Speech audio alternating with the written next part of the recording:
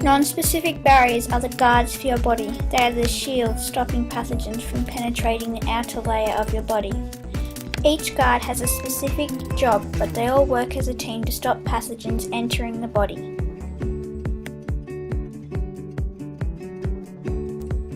Mucous membranes line cavities exposed to the external environment, as well as internal organs such as the respiratory tract entrances and intestines. Mucus produced by these membranes traps the enemy and redirects them out of the body. Nasal hairs trap dust and dirt, and microscopic hairs on the cells, called cilia, line the windpipe, redirecting foreign invaders out of the body.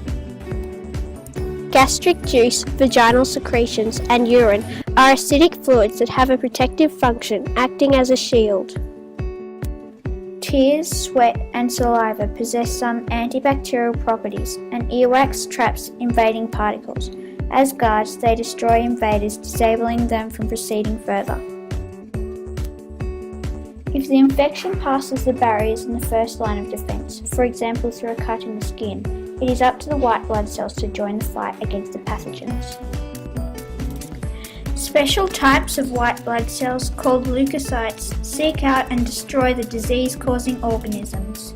There are several types of leukocytes, each with slightly different roles, which work together to counteract foreign organisms that enter the body. The other very important part of this line of defence is the lymphatic system, made up of tissues and organs. It transports lymph, the colourless fluid containing the infection-fighting white blood cells throughout the body.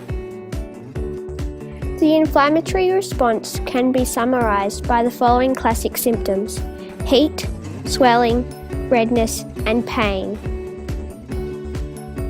If pathogens penetrate the previous defences, the third line of defence is available, the specific immune response. Pathogens contain certain foreign chemicals called antigens. White blood cells, called lymphocytes, carry a specific type of antibody to counteract the invaders. These antibodies have a chemical fit to certain invading antigens. When lymphocytes meet the invaders, the antibodies quickly reproduce to inactivate the enemy. Antibodies are able to neutralise antigen in a number of ways. They either bind to pathogens and damage or destroy them, coat pathogens, clumping them together so they are easily ingested by phagocytes, or they bind to the pathogens and release chemical signals to attract more antibodies. Acquired immunity is the immunity developed as you grow up and can be natural or artificial.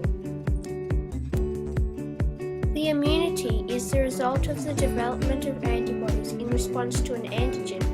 When your body is exposed to a live pathogen, it develops the disease and becomes immune to it as a result of the primary immune response. Artificial immunity occurs when the body is given intentional exposure to small amounts of the disease. It can be induced by a vaccine containing antigens, which stimulates a primary response against the invaders without causing symptoms. Created using Powtoon.